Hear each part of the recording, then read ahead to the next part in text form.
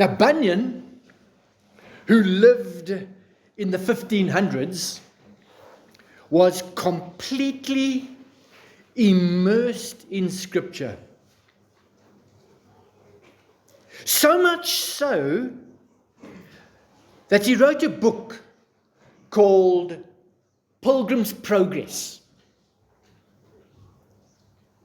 Now, second to the Bible, it is argued to be the most translated and printed book in history. Isn't that amazing? His ministry took off after he had gone to heaven. We are taking valuable biblical lessons, topical lessons from this book, week by week. Now, last time we were together, while Christian is carrying his burden on his back, we met obstinate and pliable. We ended that scene with pliable saying, "I am thrilled to hear these things. Come, let us quicken our pace." Pliable is saying, "Come on, boyki, chop, chop, let's go. I can't wait to get all these good things."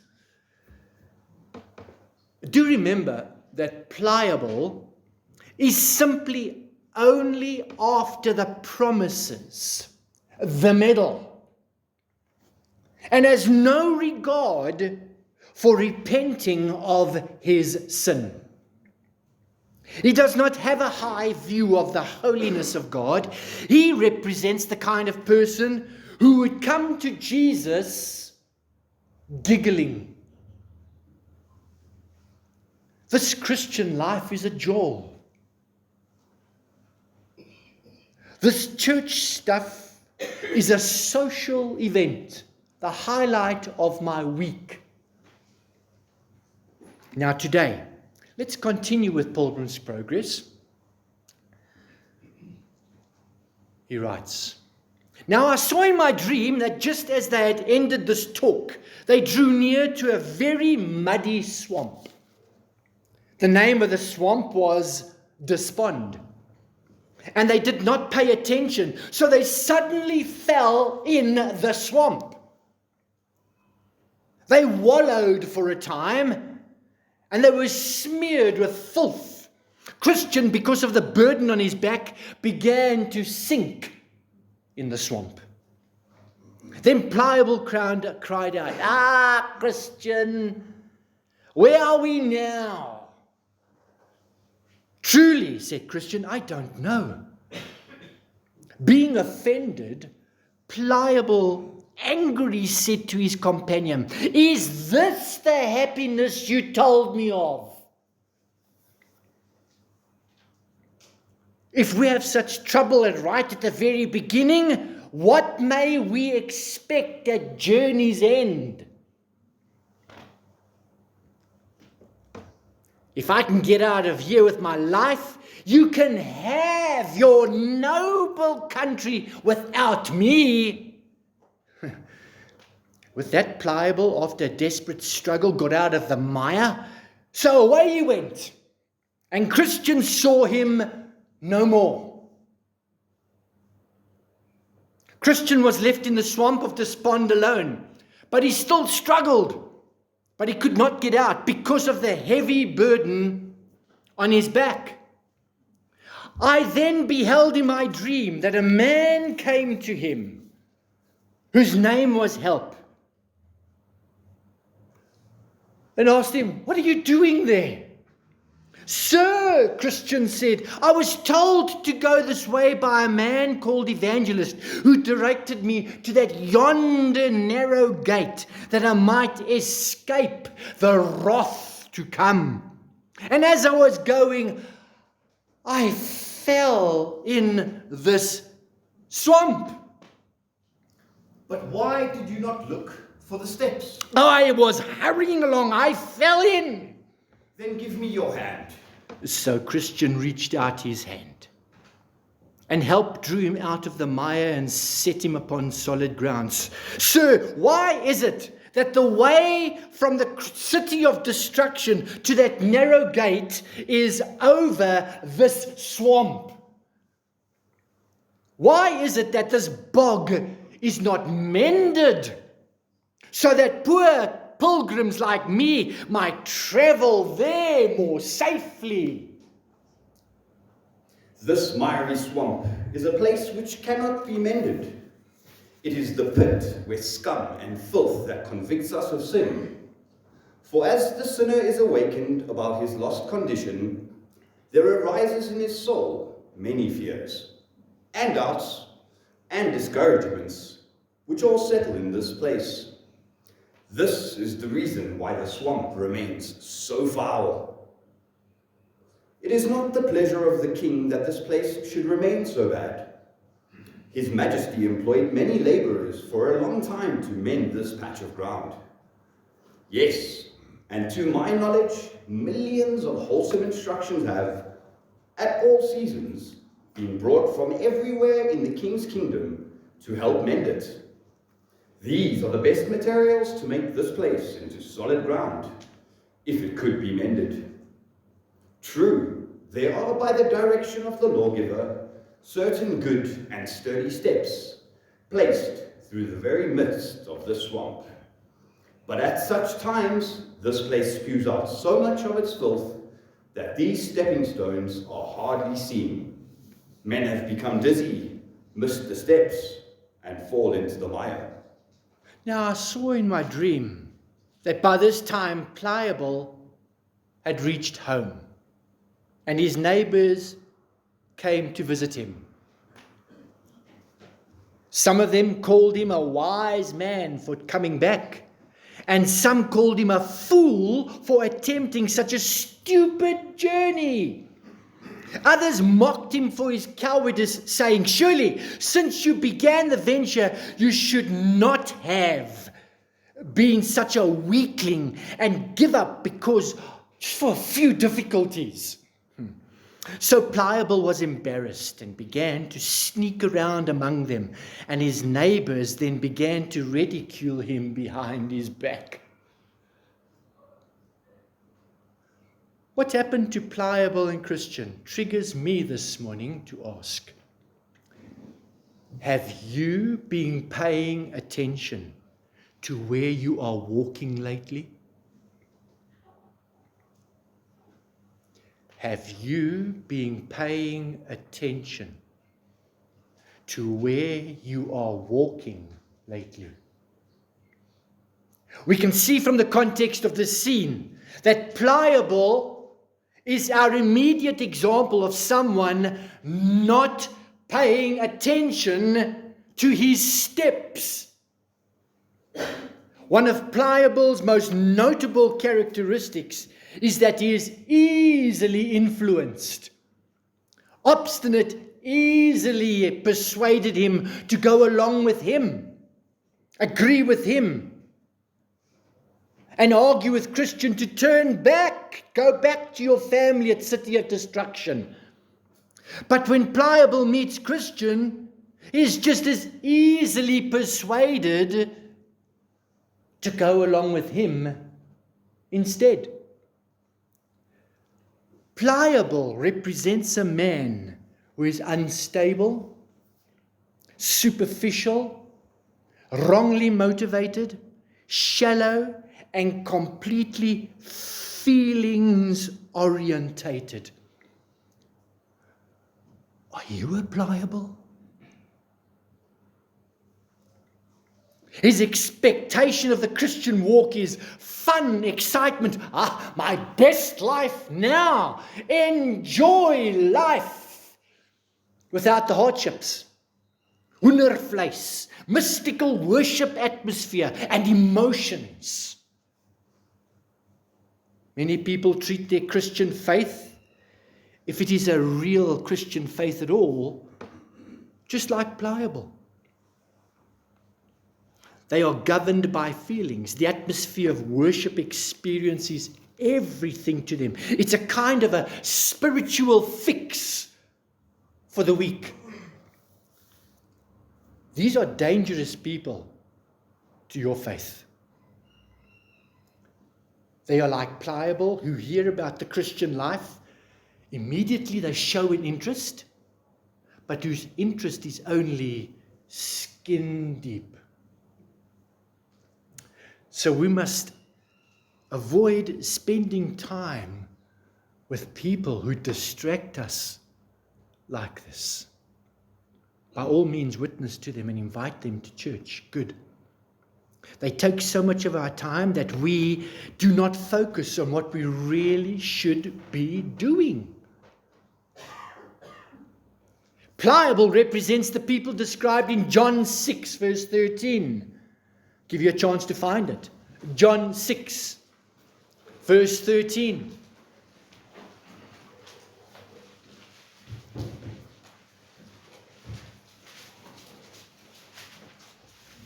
Listen to the pliables that Jesus had to deal with. So they gathered them up and filled 12 baskets with fragments from the 5 barley loaves left by those who had eaten. And when the people saw the sign that he had done, they said, "This is indeed the prophet who is to come into the world." They saw the sign which Jesus had performed, the miraculous feeding of the 5,000, the 5 loaves and the 2 fish. They loved the miracles. Yet, they did not recognize the Son of God. The Messiah is only a prophet of some sort. Pliable knew nothing about Christians' burden. He knew nothing of the conviction of sin, nothing of his own wretchedness, nothing of the sense of God's holiness and righteousness and justice. He knew nothing about the fear of God. In fact, he did not want to know. So it did not matter to pay attention to where he walked. He represents those who are only interested in Christ primarily because they want to feel better, to receive Christ's blessings, like that crowd in the Gospel of John. They want the human need. Joy, peace, satisfaction, fulfillment, security, or even significance. Pliable represents those who come to Christ thinking they will escape the hardships, the heartaches, and the difficulties in life. Again, I ask you this morning, have you been paying attention to where you are walking lately? Perhaps your answer is like that of Pliable. Today's pliables are more concerned about personal happiness than personal holiness. They want the prize promised at the end of the race now. But they don't want to endure the pain and the rigor of training that God prescribes for all Christians. This is not a race for sissies. Discipleship that aims at Christ-likeness is not their goal. In Pliable, Bunyan is demonstrating for us a danger that should be avoided in beginning the Christian life. Have you been paying attention to those little habits creeping into your life? Perhaps you've been taking the cup and eating the bread at communion in an unworthy manner. Like Pliable, we walk in a manner that takes our sin so lightly that you can come to Christ without any personal sense of your own sinfulness. and repentance. You associate with Christianity or your church for what you can get. I'm a taker, not a giver. You want peace and joy and satisfaction and all these good things. But you don't come because you know you are a sinner before the holy God. You forget that you need forgiveness and that you're under the wrath and judgment of God.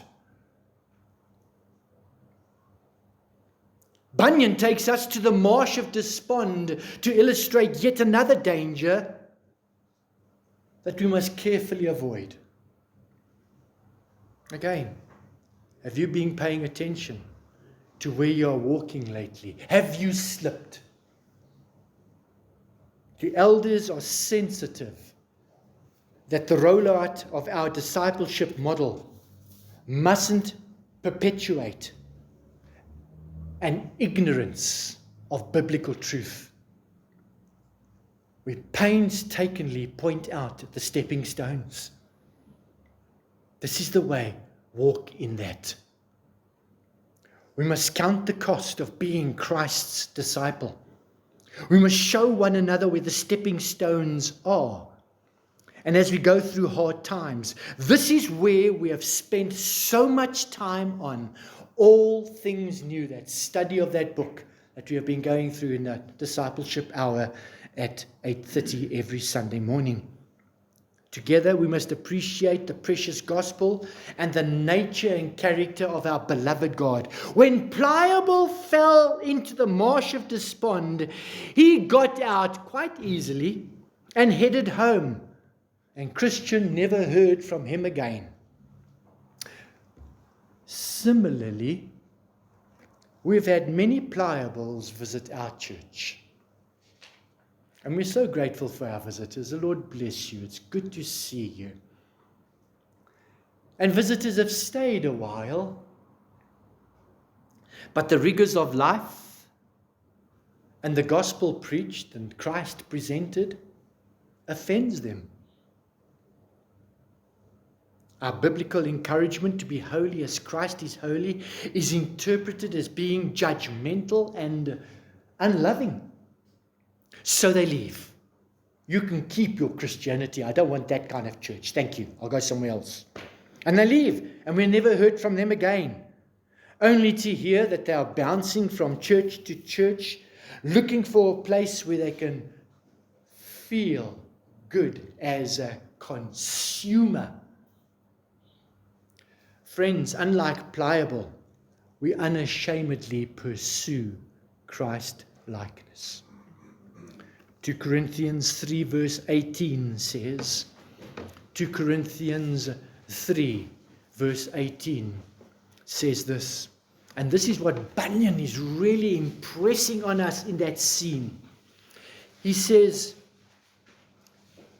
we are being transformed into His image.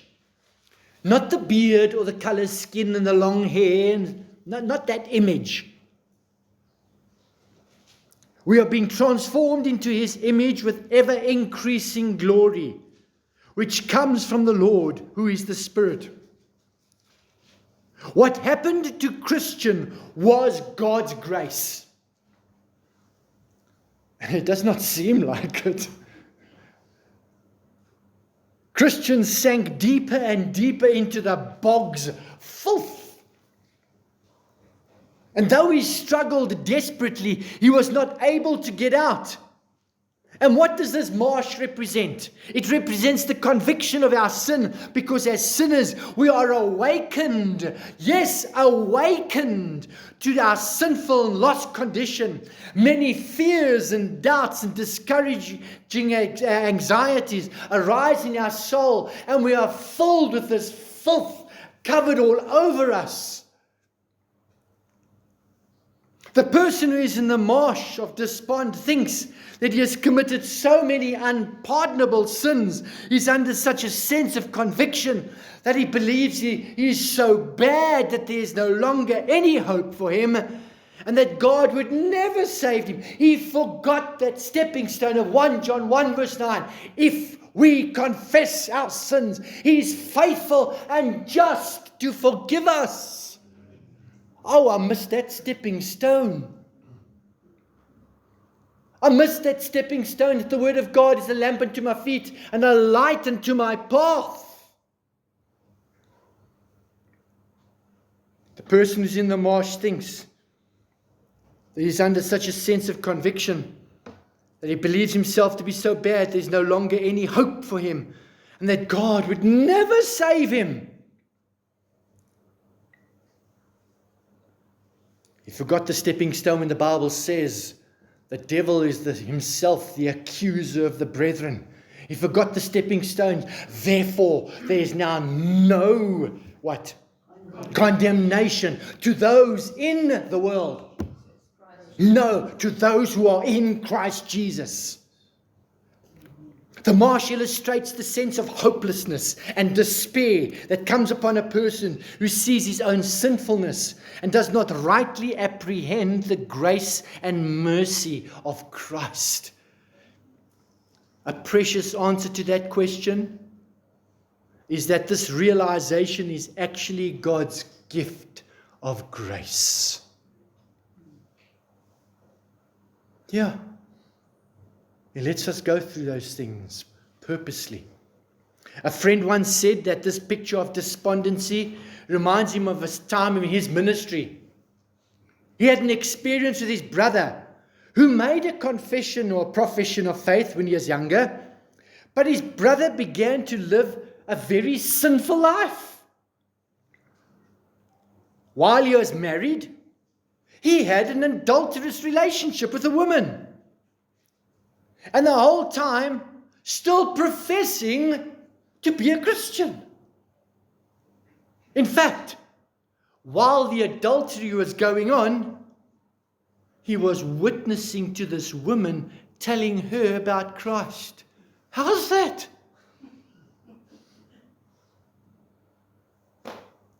He eventually divorced his previous wife, married this woman, and began to attend the church of his brother, that his brother pastored. One day after the pastor had preached, his brother came to him sobbing.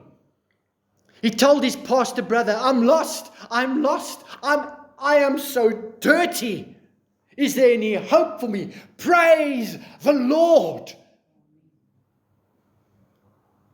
And the pastor responded, I don't know. Good answer, brother. You'll have to go to God and see. He didn't try to give his brother a quick fix, make him feel better. And we must too avoid that as well. He didn't try to quickly get him past this despair. In essence, what his pastor said was that evangelist said to Christian, go to the Word of God, go to the Lord and see if there is any mercy poured out to you. Brethren, friend, if you find yourself in that condition, go to Christ, close the door, pour out your heart before Him, speak to Him, weep. He confessed his sin, believed that God had forgiven him, had washed him, and began to walk in obedience to the Lord. That's what's going on in this scene here. What Bunyan is describing is a deep depression that is caused by an overwhelming sense of your guilt and your corruption. That in your own strength you cannot save yourself. We have no righteousness outside of Christ. Friends, this Christianity is not a game. Christian was becoming aware of Psalm 38. I'll give you a chance to open Psalm 38 for you to meditate on this week. Listen to the swamp of despond that David wrote about. Psalm 38. O Lord, rebuke me not in your anger, nor discipline me in your wrath. For your arrows have sunk into me, and your hand has come down on me. There's no soundness in my flesh because of your indignation. There's no health in my bones because of my sin. For my iniquities have gone over my head like a heavy burden. They are too heavy for me. My wounds stink and fester because of my foolishness. I am utterly bowed down and prostrate. All the day I go about mourning, for my sides are filled with burning, and there's no soundness in my flesh. I am feeble and crushed. I groan because of the tumult of my heart. Have you been paying attention to where you've been walking lately? Have you slipped? These stepping stones represent God's answer to that question. 3 short answers. 3 short examples. 1, Isaiah 41 verse 10. Isaiah 41 verse 10. There is a stepping stone, dear friend. Isaiah 41 verse 10. Fill your heart with God's promises. Watch where you're walking. Fear not, for I am with you. Do not be dismayed, for I am your God. I will strengthen you. I will help you. I will uphold you with my righteous right hand. In Psalm 46 verse 1. Psalm 46 verse 1. God is our refuge and strength, a very present help in trouble. What a precious stepping stone. And thirdly, John 16:33. John 16:33. Matthew, Mark, Luke, John 16:33.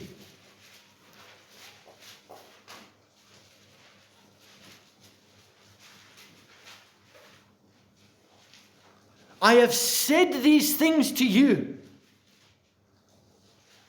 that in me, this is Christ talking, that in me you may have peace. The stepping stone, that Christ is our Sabbath. Christ is our rest. Christ is our peace with God. The reconciliation work is done. In the world, you might have tribulation. No. You will have tribulation, but take heart. I have overcome the world.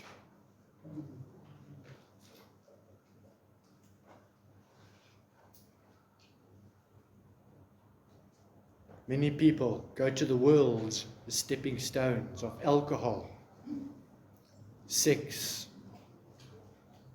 medication, relationships, work, hobbies. Not the stepping stone of Christ. Have you been paying attention? Apparently at this point, either Christian didn't know much about God's promises or he didn't believe them. It wasn't until help comes along and reaches out his hand that Christian can make it out of the slough of despond. Help illustrates those wonderful saints whom God uses to help us overcome our discouragement and despondency, our sense of hopelessness. This character help is like biblical counseling. I believe that every church leader should be equipped in biblical counseling. Talk to me afterwards if you're more interested. Bunyan's point is that when you are ministering the law of God, and we must, it is necessary that we do so with great care. Show the people where the stepping stones are. Let me help you. Let me walk with you. People need to know the seriousness of their sin. But we need to be careful. A loving, gentle, patient, and kind, self-controlled heart. It is not all doom and gloom, hell, fire, and brimstone. Along with God's coming judgment and wrath, we also make them aware of these good and substantial steps that can be found in the Word of God and His promises. Your life could be a stepping stone for that Christian.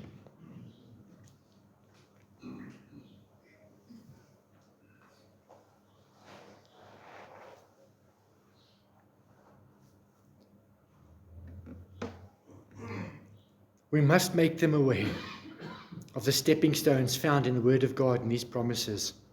This is why we must invite them to attend our services or other church services with faithful ministries. This is a wonderful joy and victory that we have been rescued, friends, so that we can be sure-footed. Have you slipped into the marsh? Are you covered in the filth of bad choices and forgetfulness? There is a way out. Repent, because God is faithful and just to forgive you of all unrighteousness. Look to Christ. You may need a person like help. Beloved, you may be the help for them to get out of the marsh. This tells me that we must carefully, lovingly look, be sensitive to see who may be in the marsh and prayerfully offer a helping hand. Will you be that person? Are you so absorbed in your own life? It may mean that you need to invest some time with them, walk with them, love them, care for them. They may need someone to confess their sin to. Then you disciple them towards becoming like Christ. Take off the world and put on Christ. Live life together that they may bear the fruit of repentance in a changed life.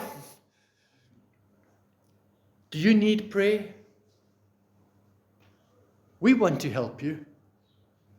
We want to pray for you. By the kitchen, on the wall there, is a QR code. Just scan it. And it will direct you to our confidential page on our website. We will contact you if you want us to contact you and pray for you. Just follow the instructions on that QR code.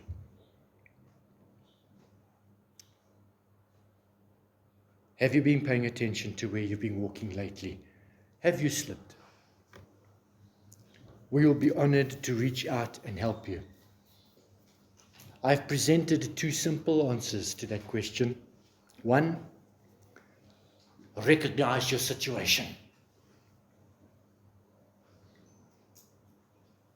Two, reach out for help. There are people who would be honored to walk with you. Next time, we will meet Mr. Worldly Wise Man. There are plenty of these people around today. They are keyboard warriors.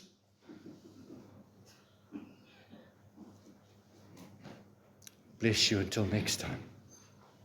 Father, we thank you for the ministry of our brother Bunyan, John. Thank you that we have the privilege to go through the topics that he wrote about in his generation. It is so vitally applicable to us too. Thank you that we can consider this and that your word cuts to our hearts and softens even the hardest heart. Cuts to us, cuts to our conscience, and draws us to Christ. Holy Spirit, be our paraclete, the after preacher. Be our helper, I pray.